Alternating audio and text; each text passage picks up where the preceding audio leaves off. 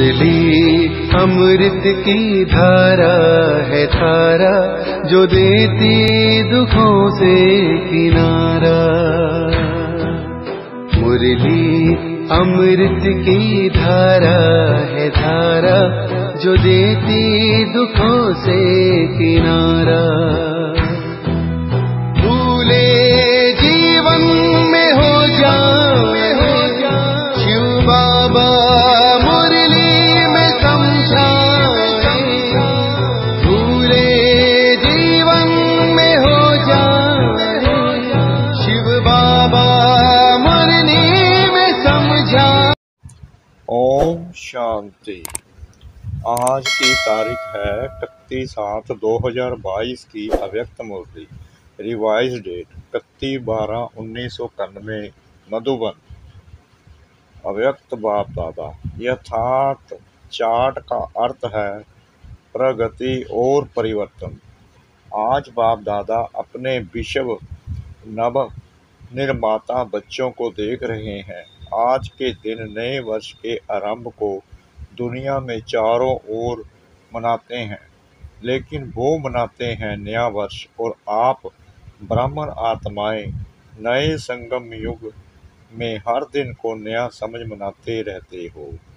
वो एक दिन मनाते हैं और आप हर दिन को नया अनुभव करते हो। वो हद के वर्ष का चक्कर है और ये बेहद सृष्टि चक्र का नया संगम युग है। संगम युग सारे युगों में सर्व प्रकार की नवीनता लाने का युग है। आप सभी अनुभव करते हो कि संगम युगी ब्राह्मण जीवन नया जीवन है। नई नॉलेज द्वारा नई वृत्ति, नई दृष्टि और नई सृष्टि में आ गए हो। दिन रात हर समय हर सेकंड नया लगता है। संबंध भी कितने नए बन गए। पुराने संबंध और ब्राह्मण संबंध में कितना अंतर है। पुराने संबंधों की लिस्ट स्मृति में लाओ, कितनी लंबी है, लेकिन संगम युगी नए युग के नए संबंध कितने हैं। लंबी लिस्ट है क्या? बाप दादा और भाई बहन और कितने निस्वार्थ प्यार के संबंध हैं। वह है अनेक स्वार्थ के संबंध। तो नया युग, छोटा सा नया ब्राह्मण संसार ही अति प्यारा है। दुनिया वाले एक दिन एक दो को मुबारक देते हैं, और आप क्या करते हो? बाप दादा क्या करते हैं? हर सेकंड हर समय हर आत्मा के प्रति शुभ भावना, शुभ कामना की मुबारक देते हैं। जब भी किसी को किसी भी उत्सव के दिन की मुबारक देते हैं तो क्या कहते हैं? खुश रहो, सुखी रहो, शक्तिशाली रहो, तंदुरुस्त रहो। तो आप हर समय क्या सेवा करते हो? आत्माओं को नई जीवन देते हो। आप सबको भी बाप दादा ने नई जीवन दी है ना, और इस नए जीवन में यह सभी मुबारकें सदा के लिए मिल ही जाती हैं। आप जैसे खुश नसीब, खुशी के खजानों से संपन्न, सदा सुखी और कोई हो सकता है? इस नवीनता की विशेषता आपके देवताई जीवन में भी नहीं है। तो हर समय संबत ही बाप दादा द्वारा मुबारक, बधाइयाँ व ग्रीटिंग्स मिलती ही रहती हैं। दुनिया वाले नाचेंगे, गाएंगे, कुछ खाएंगे, और आप क्या करते हो? हर सेकंड नाचते और गाते रहते हो, और हर रोज ब्रह्मा भोजन खाते रहते हो। लोग तो खास पार्टीज अरेंज करते हैं, और आपकी सदा ही संगठन की पार्टीज होती रहती है। पार्टीज में मिलन होता है ना।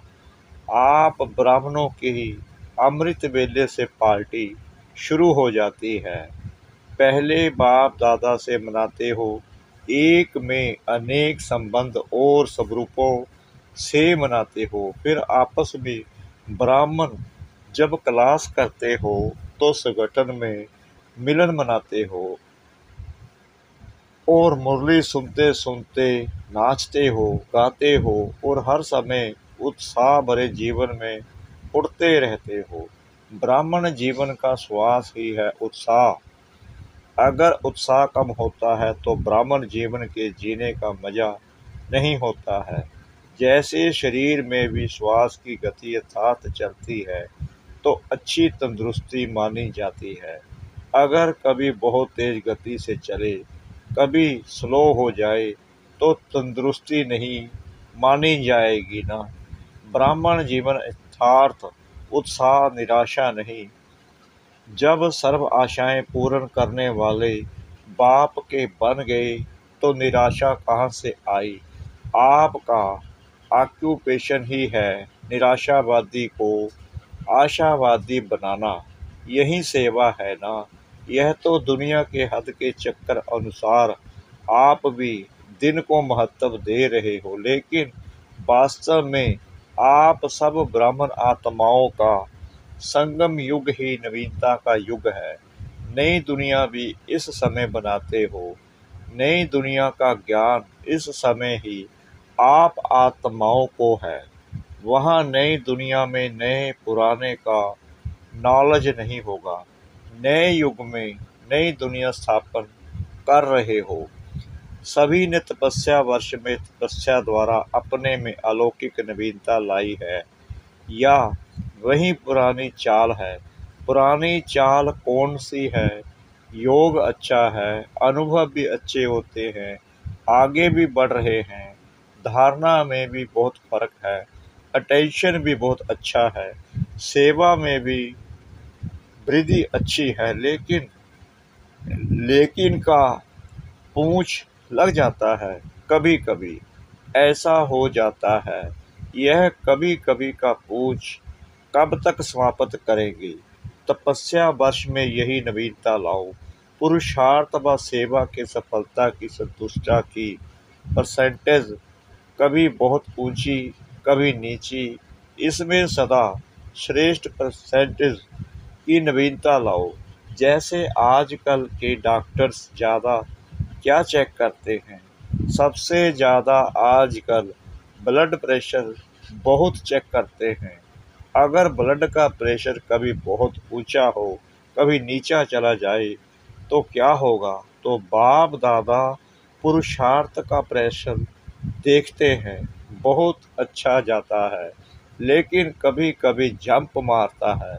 यह कभी कभी का शब्द समाप्त करो।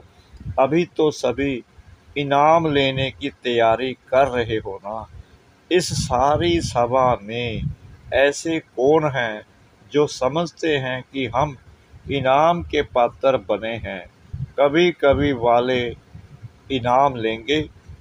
इनाम लेने के पहले यह विशेषता देखो कि इन 6 मास के अंदर 3 प्रकार की संतुष्टता प्राप्त की है। पहला, स्वयं अपना साक्षी बन चेक करो। सबके चार्ट से स्वयं सच्चे मन सच्चे दिल से संतुष्ट हैं। दूसरा, जिस विधि पूर्वक बाप दादा याद के परसेंट को चाहते हैं, उस विधि पूर्वक मन वचन कर्म और संपर्क में संपूर्ण चार्ट रहा, अर्थात बाप भी संतुष्ट हो। तीसरा, ब्राह्मण परिवार हमारे श्रेष्ठ योगी जीवन से संतुष्ट रहा तो तीनों प्रकार की संतुष्टा अनुभव करना, अर्थात प्राइज के योग्य बनना, विधि पूर्वक आज्ञाकारी बन चार्ट रखने की आज्ञा पालन की, तो ऐसे आज्ञाकारी को भी मार्क्स मिलती है, लेकिन संपूर्ण पास मार्क्स उनको मिलती है जो आज्ञाकारी बन चार्ट रखने के साथ साथ पुरुषार्थ की विधि और बुद्धि की भी मार्क्स ले। जिन्होंने इस नियम का पालन किया है, जो एक्यूरेट रीति से चार्ट लिखा है, वह भी बाप दादा द्वारा ब्राह्मण परिवार द्वारा बधाइयाँ लेने के पात्र हैं। लेकिन इनाम लेने योग्य सर्व के संतुष्टा की बधाइयाँ लेने वाला पात्र है। यथार्थ तपस्या की निशानी है कर्म, संबंध और संस्कार। तीनों में नवीनता की विशेषता स्वयं भी अनुभव हो और औरों को भी अनुभव हो। यथार्थ चार्ट का अर्थ है हर सब्जेक्ट में प्रगति अनुभव हो, परिवर्तन अनुभव हो। परिस्थितियाँ व्यक्ति द्वारा या प्रकृति द्वारा या माया द्वारा आना, यह ब्राह्मण जीवन में आना ही है, लेकिन सब स्थिति की शक्ति ने परिस्थिति के प्रभाव को ऐसे ही समाप्त किया जैसे एक मनोरंजन की सीन सामने आई और गई। संकल्प में परिस्थिति के हलचल की अनुभूति ना हो, याद की यात्रा सहज भी हो और शक्तिशाली भी हो। पावरफुल याद एक समय पर डबल अनुभव कराती है। एक तरफ याद अग्नि बन भस्म करने का काम करती है, परिवर्तित करने का काम करती है, और दूसरी तरफ खुशी और हल्केपन का अनुभव कराती है। ऐसे विधि पूर्वक शक्तिशाली याद को ही यथार्थ याद कहा जाता है। फिर भी बाप दादा बच्चों के उमंग और लगन को देख खुश होते हैं। मेजॉरिटी को लक्ष्य अच्छा स्मृति में रहा है, स्मृति में अच्छे नंबर लिए हैं, स्मृति के साथ समर्थी उसमें नंबर वार है। स्मृति और समर्थी दोनों साथ साथ रहना, इसको कहेंगे नंबर 1 प्राइज के योग्य। स्मृति सदा हो और समर्थी कभी कभी व परसेंटेज में रहना, इसको नंबर वार की लिस्ट में कहेंगे। समझा? एक्यूरेट चार्ट रखने वालों के भी नामों की माला बनेगी। अभी भी बहुत नहीं तो थोड़ा समय तो रहा है। इस थोड़े समय में भी विधि पूर्वक पुरुषार्थ की वृद्धि कर अपने मन, बुद्धि, कर्म और संबंध को सदा अचल अडोल बनाया तो इस थोड़े समय के अचल अडोल स्थिति का पुरुषार्थ आगे चलकर बहुत काम में आएगा और सफलता की खुशी स्वयं भी अनुभव करेंगे और औरों द्वारा भी संतुष्टता की दुआएं प्राप्त करते रहेंगे। इसलिए ऐसे नहीं समझना कि समय बीत गया, लेकिन अभी भी वर्तमान और भविष्य श्रेष्ठ बना सकते हो। अभी भी विशेष स्मृति मास एक्स्ट्रा वरदान प्राप्त करने का मास है। जैसे तपस्या वर्ष का चांस मिला, ऐसे स्मृति मास का विशेष चांस है। इस मास के 30 दिन भी अगर सहज संबद्ध शक्तिशाली विजयी आत्मा का अनुभव किया तो यह भी सदा के लिए नेचुरल संस्कार बनाने की गिफ्ट प्राप्त कर सकते हो। कुछ भी आवे, कुछ भी हो जाए, परिस्थिति रूपी बड़े ते बड़ा पहाड़ भी आ जाए, संस्कार टक्कर खाने के बादल भी आ जाए, प्रकृति भी पेपर ले, लेकिन अंगद समान मन बुद्धि रूपी पाम को हिलाना नहीं, अचल रहना। बीती में अगर कोई हलचल भी हुई हो, उसको संकल्प में भी स्मृति में नहीं लाना, फुल स्टॉप लगाना। वर्तमान को बाप समान श्रेष्ठ सहज बनाना और भविष्य को सदा सफलता के अधिकार से देखना।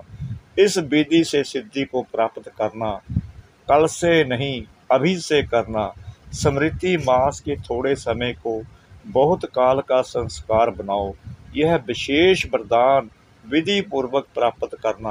वरदान का अर्थ यह नहीं कि अलवेला नहीं बनना, लेकिन सहज पुरुषार्थी बनना। अच्छा, कुमारियों का संगठन बैठा है, आगे बैठने का चांस क्यों मिला है? सदा आगे रहना है, इसलिए यह आगे बैठने का चांस मिला है। समझा?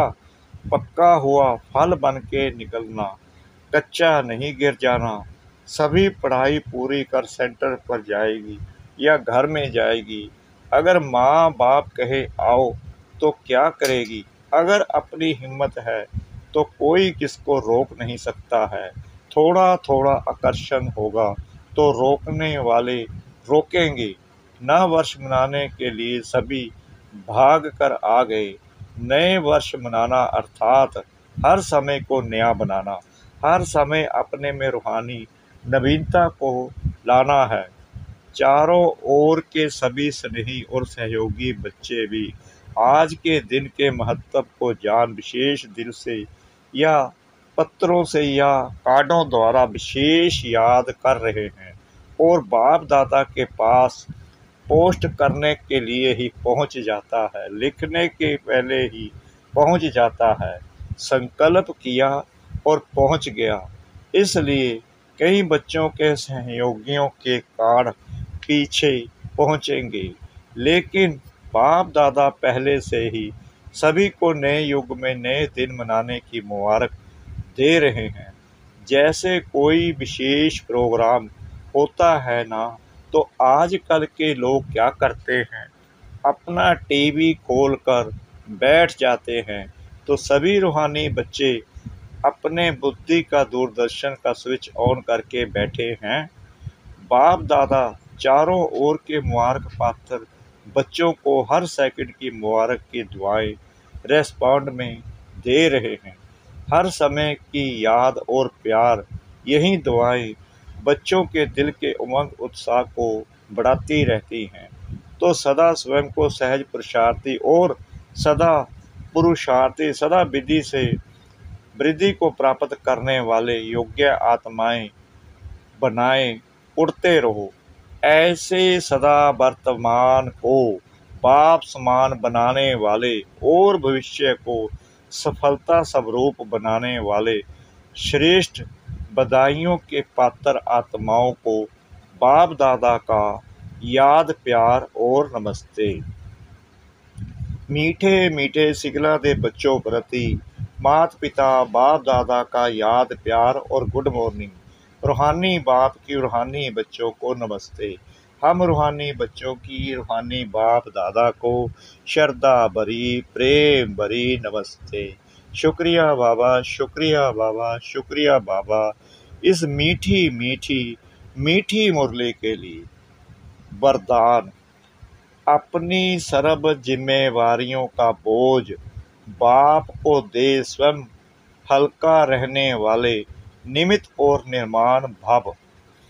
जब अपनी जिम्मेवारी समझ लेते हो तब माथा भारी होता है।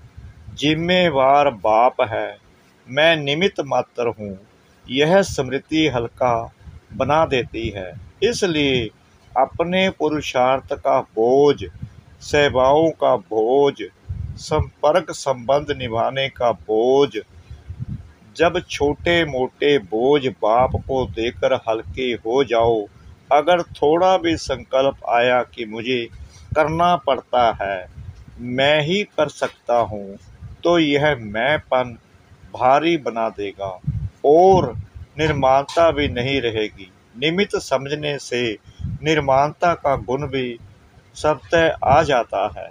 स्लोगन। संतुष्ट मणि वह है जिसके जीवन का श्रृंगार संतुष्टता है। संतुष्ट मणि वह है जिसके जीवन का श्रृंगार संतुष्टता है।